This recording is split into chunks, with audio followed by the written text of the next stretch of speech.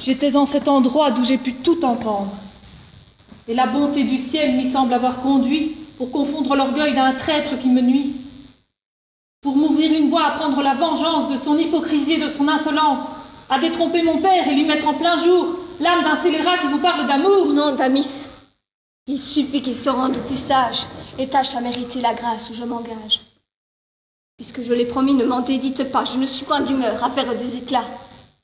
Une femme se rit des sottises pareilles, et jamais d'un époux n'en trouble les oreilles. Vous avez vos raisons pour en user ainsi, et pour faire autrement, j'ai les miennes aussi.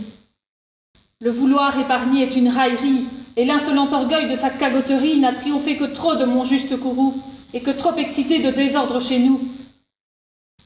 Le fourbe trop longtemps a gouverné mon père et desservi mes feux avec ceux de Valère.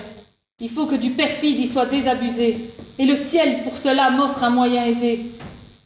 De cette occasion je lui suis redevable, et pour la négliger elle est trop favorable.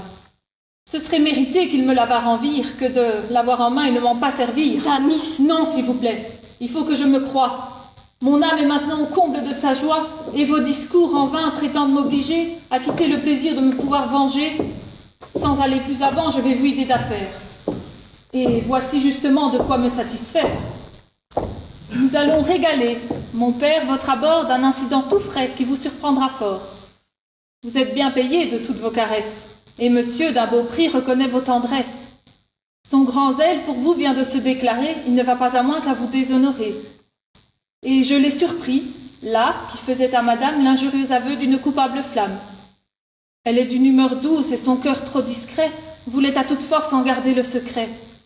Mais je ne puis flatter une telle impudence et crois que vous la taire et vous faire une offense.